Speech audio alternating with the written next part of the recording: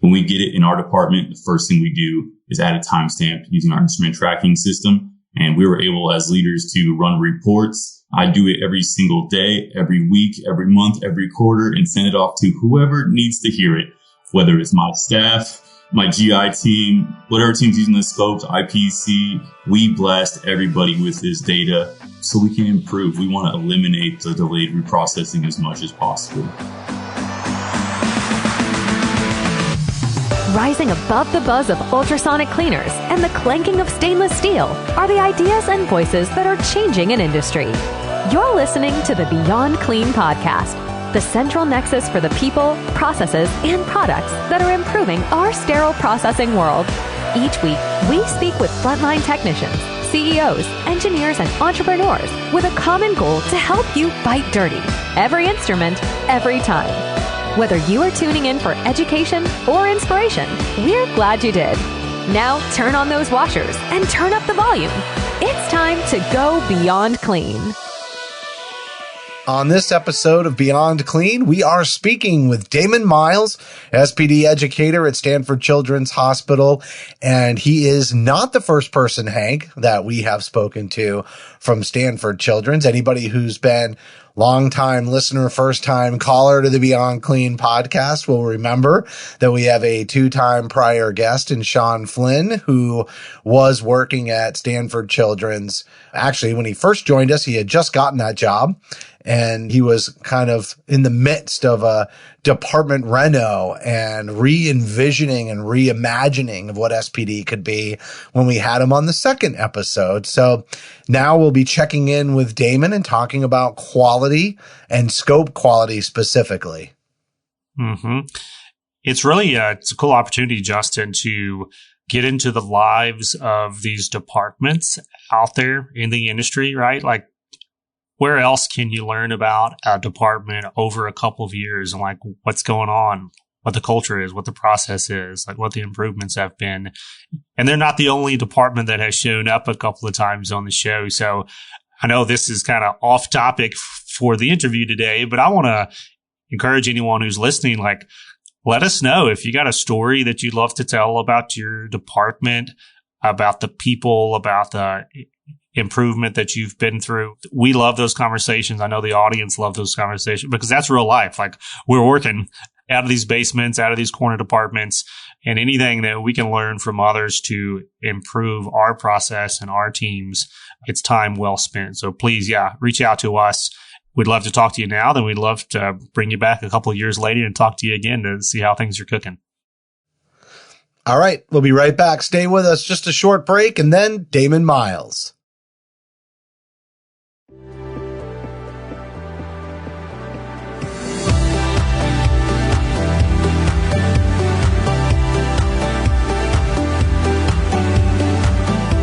I'm Justin Poulin. And I'm Hank Walsh. From 17 Studios, you're listening to Beyond Clean, the global voice of sterile processing.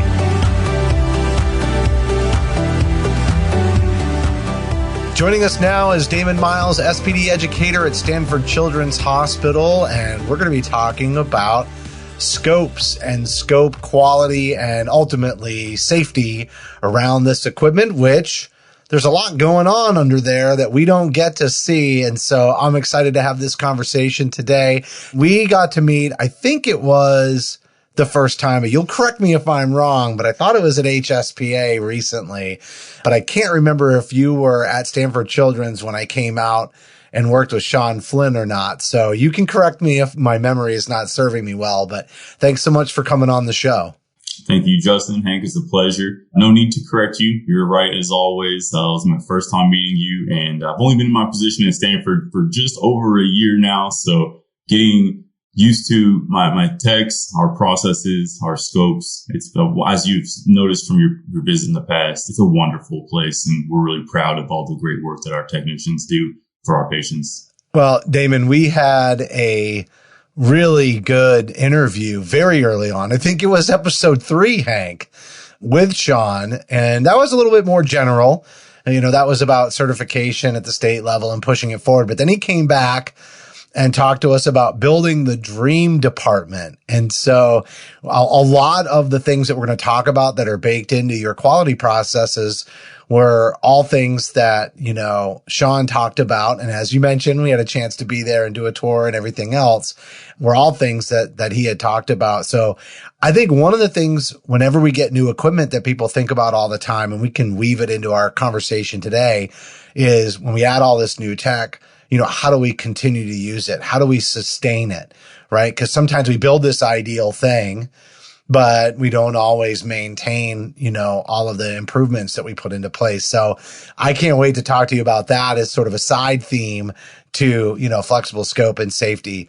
Why don't we have you talk a little bit more about your background? You said you've been there a little over a year. Where were you before? What got you interested and passionate about sterile processing? Because I remember at HSPA, you just had great energy. That made me really excited for today's episode too.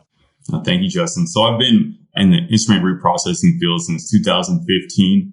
That episode you guys had early on with Sean Flynn was a huge episode for me personally. It inspired me not only to pursue leadership in SPD, but actually to reach out to Sean, begin networking via LinkedIn.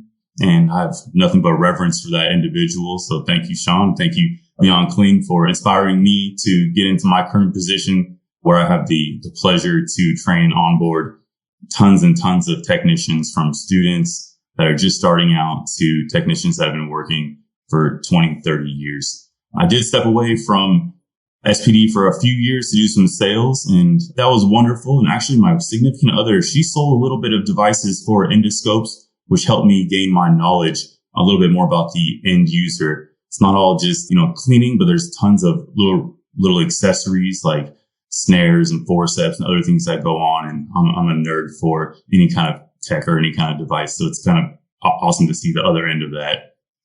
So, Damon, everything about scopes, I think everybody knows, is expensive, because you're just talking like you've got some experience on the sales side, at least, by relation to that topic. The equipment itself, like the device, is expensive. The reprocessing equipment itself is expensive. The chemicals, the repair is expensive. We'll probably get into some of that. On kind of a fundamental level, how does that reality of just the fundamental expense involved, how does that change the way that you approach your scope reprocessing program in your department and how you educate around that device? Yeah, we talk about the cost early and often. Depending on where you are in the States or even in the world, the single cost of a flexible endoscope could trump the yearly salary of a reprocessing technician. So it can be scary if you have the opportunity to drop one of those bad boys or damage it by putting the wrong size brush in. The repair cost also, can be upwards of $10,000 depending on when and where you catch the damage.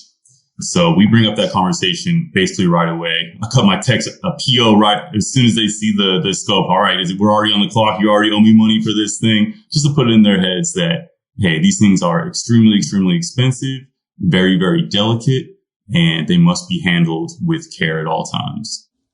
I've seen some folks that will take a picture of like a flexible scope, and then they'll have like another picture of something that is worth as much as that flexible scope, just so you can kind of see in like a completely different context, like what kind of car could you buy for the amount of money that scope is. Because you're right, if you're looking at like these technicians pay, I mean, a whole year, if not more, it could be 2 years worth of a technician's pay, that one device. And it's really critical to everything else that we're going to be talking about today around safety. But yeah, just that financial piece alone should be enough to strike fear into any sterile processing leader and technician and user on all sides of the equation. So I completely identify with the early and often communicating that message. I actually want to go back. It's funny that Justin brought this up because I didn't have this planned, but that interview, the second interview that we did with Sean and the team there around the dream department, like we kind of asked a lot of questions on, how they planned it, the philosophy, like what it was like to go through that process. Like you're living in the reality of that dream. We'll kind of get to more of like what that practically looks like and how you're managing that process. But I know even, since it was built, there's been new equipment, there's been new technology that has come out into the industry today. There's been new process, like there's been updates to the guidelines, right?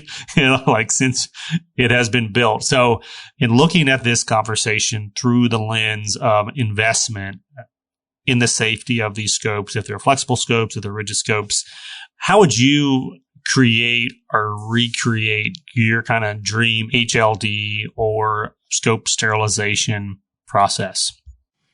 Well, I've got big dreams, Hank. In my opinion, I think my dream HLD process would include having certified technicians using the HSPA endoscope reprocessing certification. I would love to have coordinators on every shift, a subject matter expert, a point person that leaders, managers, supervisors, whoever can go to hold our techs accountable, check daily quality assurance, and help aid in training and onboarding. And then equipment, in order to stay cutting edge, you gotta sharpen that blade. So just maintaining our equipment and with PMs, making sure we have the newest, latest, greatest for safety, including, borescopes or different types of inspection tools like light magnification, drying cabinets. There's a ton of options on the market, and there's a lot of great stuff. But just having the newest doesn't mean it's the best. You got to be able to train everybody on how to use it, what to do when it breaks, and alternative options as well.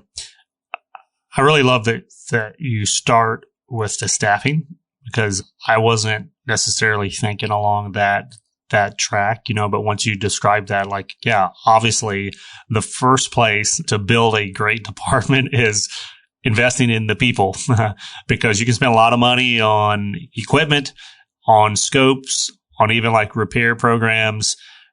But if your team is not in it and trained and engaged and inspired to be excellent in this very specific slice of the reprocessing industry, like scopes, just like you mentioned, there's entire certifications that are built around just scopes, just managing the rigids and the flexibles in a way that's excellent in terms of keeping the instrument safe, in driving efficiencies and keeping the patient safe, obviously, and being compliant. So all that, of course, comes back to the people. So I think that's a very important point. In your experience, because you've done a lot of educating, as you said, for like a lot of different types of folks coming into your facility, I'm kind of curious, specifically for these scope reprocessors, what in your mind makes a high performing scope reprocessor, or what are the soft skills, or what's the personality that you kind of meet a new trainee and you're like, yeah, this person, I think there's some potential there to really turn them into a scope machine. Mm-hmm. Well, cleaning these flexible endoscopes is no easy task. It is tedious, and the thing I look for above all else is the attention to detail. There can be 100 plus steps for cleaning these scopes, and we want to make sure we hit every single one of them. That to me is the most important. And then along the lines with the cleaning comes the documentation. It has to be complete and accurate. And I think that attention to detail carries over for the paperwork as well. In your dream world, again, in this staffing piece, because is a big kind of takeaway for me already, if we're just getting into this, would you envision, not siloing these teams, because I know like silo is a bad word in healthcare, and like we bust down silos, and that's a big thing, for very important reasons. But on just like the career ladder, do you envision that in being like an isolated kind of scope career ladder where you're building in these secondary certifications and trainings to become, more and more specialized maybe in this? Or is that still kind of scaled out across the department to where anybody can kind of jump from process to process along that career ladder up? I don't know if that question makes sense or not, but I'm kind of curious what your thoughts are. Yeah. So my college football coach used to preach the next man up mentality. And while I do love having certain technicians specialize in doing individual tasks, what do you do when they get hurt or they get sick or they go on vacation? You need to be able to have everybody to be able to plug in and play. The main thing for me is creating these maybe super techs when it comes to endoscope reprocessing is giving them an opportunity to shine and give them a little bit more responsibility. and you can build them up and build their resume up so they're ready to take on that additional task and move up the career ladder, whether it's moving into a coordinator, supervisor, manager role, whatever it may be. Just having that additional responsibility tends to give these technicians a little more peace of mind, a little more satisfaction in their job, and the reasoning why they're there tends to resonate a little bit more. Damon, the other thing I'm kind of interested in is this reprocessing window and engaging end users, because when we talk about quality and safety, I'd say point of use or bedside cleaning is really important.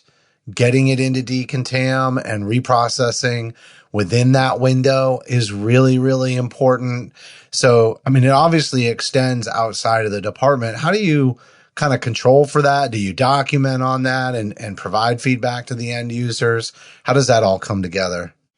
Timing is everything. As most reprocessing technicians know, we do have a golden hour before we have to do any kind of extended reprocessing steps. We at my facility are lucky to have an instrument tracking system. When the end user does perform the point of use treatment, they happen to use a paper form to track the time they did it, the initials of the technician who did it. When we get it in our department, the first thing we do is add a timestamp using our instrument tracking system. And we were able as leaders to run reports. I do it every single day, every week, every month, every quarter, and send it off to whoever needs to hear it, whether it's my staff, my GI team, whatever team's using the scopes, IPC. We blast everybody with this data so we can improve. We want to eliminate the delayed reprocessing as much as possible. Yeah, I think that visibility, and what I really like about what you just said was it's not the feedback just in the moment where it feels like a slap on the wrist and it's penal, or there's this like contentious, feedback that's happening at a time when, part of the reason it might not have happened is they were stressed out. And so they're obviously not even going to be necessarily in a mental position to take that feedback. And so by reporting on a regular schedule and having consistent, it almost, and I don't want to say this like they look at the numbers and go, whatever, because that could happen from desensitizing to the data too.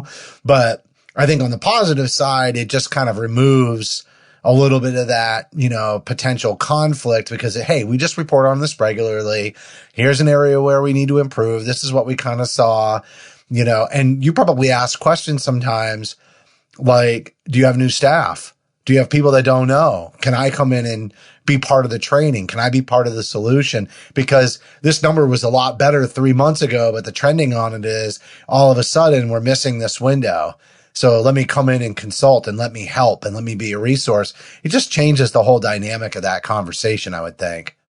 Absolutely. And you never know who's on the inside of that scope. We as SPD, we know our process, but we don't necessarily know who's the end user, who's the scrub tech or GI tech, who's the person responsible for bringing that back to us. So my job as educator is not just to educate the reprocessing team, but to educate everybody in the operating theater on what is required and what is expected. Yeah, that's so critical. I love that you nailed that about your role as an educator, that it's not limited to your department and just your team. You're a champion throughout the organization, and to be a resource that way is such a key point that you just made. I'm going to shift gears here a little bit. I'm going to talk about expenses, right? And budgeting and, how do we invest in the appropriate amount of inventory when it comes to not only flexible scopes, but rigid scopes as well. I feel like because they're expensive, sometimes we are running on a lean inventory, which leads to some of the issues in terms of like whether or not we're turning these around. Do we have enough time to reprocess them? If not having the right sized inventory leads to all kinds of shortcuts, in my opinion. But getting a handle on that and really mapping that out can sometimes be difficult. Do you feel like it's harder, or is it easier to have that conversation around making the investment, not only for scopes and inventory, but probably for preventive maintenance and other things that, come along with maintaining the equipment in good condition as well? Is it easier than it is for other types of instruments, like especially stainless steel instruments, or is it harder, do you think, to have that conversation? Well, the conversation is easier, but getting those checks cut can be harder because they are a lot larger. So I was informed by my instrument repair company, forgive me if this is not an accurate stat, but they said we can basically expect a flexible endoscope to be repaired every 12 uses. And that's best case scenario. It doesn't matter. It could be used once or not used at all. If it's mishandled, that could be a very expensive repair. But we do need to give time for the reprocessing to do the inspections, to, go back in a step if something was missed or something wasn't passing the quality check. So if you don't have enough inventory, you can't turn over scopes over and over and over without, having that stress or the press for time. And when you have that kind of stress and press, you skip steps in the process, and then it can impact patient care. So we're lucky enough to have, a really welcoming community in our department and in our perioperative team, where they will listen to SPD leaders, and we come to them and say, hey, we need this and why. They give us what we need, which is really lucky. And, although we can get, probably a couple hundred other stainless steel instruments, we don't have that one scope. We're pretty much going to cancel that case. And we want to be able to help these kids or help the patients get better. And, to do so, we have to have sufficient inventory. Yeah, that conversation is such a good tie-in to the staffing conversation that we had before. Like what Justin mentioned is, if you don't have the inventory, then it puts that pressure on your staff, even if they're high performers. The highest performers can only be so efficient. They can only go so quickly with the inventory, with the turnaround times, like with the equipment process, that it just requires time. And all the IFUs that you mentioned, like all the steps in compliantly doing this, not cutting corners, really, it's a challenge. It's a gap. And that kind of leads me to my next question. So that's one gap is, hey, do we even have adequate inventory because these devices are so expensive? What are the other gaps out there in the industry today that you've had conversations maybe with other educators, other leaders, like around this scope reprocessing question? Gaps and challenges that tie in, right, to this conversation of safety and investment. Like, what have you encountered in your career? The one that comes up the most happens to be the transport of these devices, whether that's from in-house hospital staff or using third-party carriers. I've seen couriers just toting these things kind of recklessly, and they don't understand how expensive they are or that they can't carry it a certain way. So bringing that education to whoever's involved with the transport, because those scopes have typically a little tiny dainty end that's very expensive and a big old heavy end that can just slam into it and cause a lot of damage. So the transport must be taught to everybody, and we need to be able to be comfortable to stop the line and say, hey, you're doing something wrong and here's why. And that goes for anybody in any part of the hospital. Yeah, that transport piece, again, whether you're talking about flexible or rigid, can really make or, literally break the scope and your ability to reprocess it and your budget. Justin's so proud of himself. He just made a perfect pun on the fly. You can literally make or break it. Y'all should see the smile right now. Yeah. Hank loves to lay out the puns in the intro. I thought I'd sneak one in before we wrap up. Last question for you, Damon.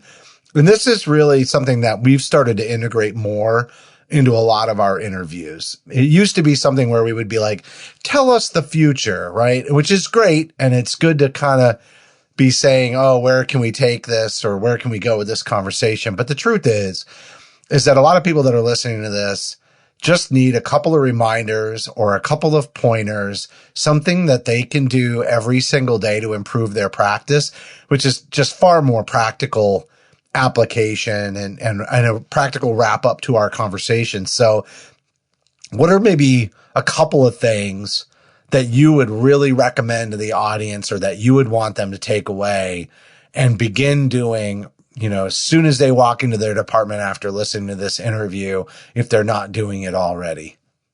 Well, I hope we didn't scare you away by telling you how expensive these things are, because while it is a lot of steps to clean these devices, there are a ton of resources to help you educate yourself or your team on how to do it the proper way, from instructions for use to recommendations or, just reprocessing books in general. I know Nancy Chopin has a new one I just have been thumbing through this week.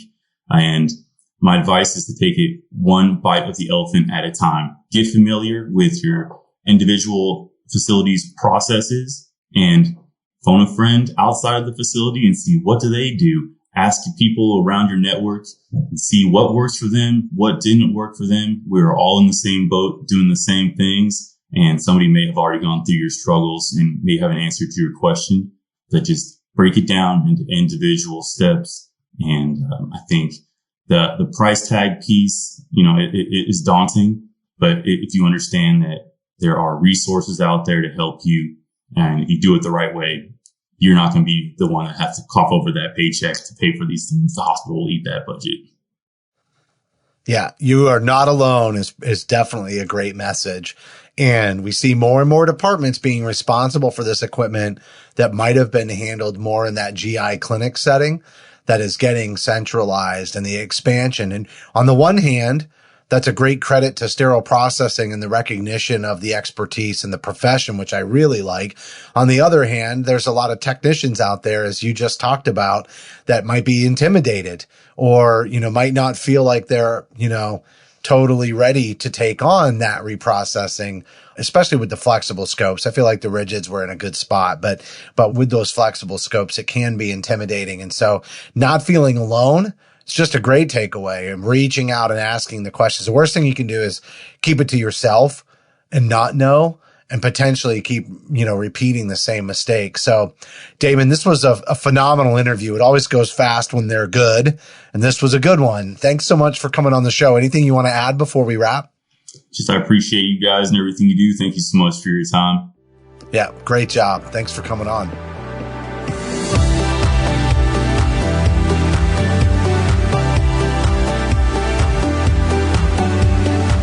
That was Damon Miles, SPD Educator at Stanford Children's Hospital, and we were talking about scope quality. And sometimes it can feel like a pitfall, especially if you're new to it. Hank, yes, I am proud of my pun at the very end of the interview, but also we had Damon kind of pinch hit. Not a lot of advanced notice, and I thought he knocked it out of the park. It was just that was another pun, by the way. Pinch hitting and baseball. Yeah, I should have known. Sports. Yeah. How about you stick to basketball puns? Anyway, yeah. For those of y'all who don't know, Justin started his podcasting career with a Celtics podcast, the Boston Celtics. So if you haven't heard that story, he loves telling it. So anytime you get on the phone with him, just ask him about the Boston Celtics podcast. Boom. Okay. Oh, the digs. Anyways, the digs on this episode. Where were we? Great conversation. I could not hide my feedback on that staffing answer that Damon gave. Like that is the true investment, right? The education, the training. It supersedes everything else about the topic around flexible scopes and rigid scopes. So that's my takeaway, bar none. You got to focus on the people. You got to push that specialization in to create those super techs. I think that's the word that Damon used. So great conversation. Please continue the conversation. Just like Damon said, that networking piece of, reaching out and connecting with other folks out there that are doing the job the same as you, confronting the same gaps and challenges. Such a key piece of advice. And I would definitely encourage anyone out there to put that into practice today. All right. Well, that's it for this episode. And I do want to encourage everybody to download the smartphone app for iPhone or Android. That is by far the best way to listen to the Beyond Clean podcast. But if you don't want another app on your device, I get it. You can follow us on Apple, Amazon, or Google Podcasts. We're also available on Stitcher, iHeartRadio, Spotify. And honestly, if you just search for Beyond Clean on your favorite podcast application, you'll be able to find us there. I do also want to let everybody know that we love to get feedback from you. If you have ideas for seasons, like this season was on instrument safety, we'd love to hear your thoughts on themes, even if there's a guest or a topic in general that you'd like to hear, or if you just have feedback for the show, like, hey, Damon's advice really went a long way for me. We would love to hear that. So just send an email to info@beyondclean.net, and that's going to do it for this week's episode. We certainly have a heartfelt thank you to everybody for tuning in again. And on behalf of Hank and myself, thanks for listening to this week's episode of Beyond Clean.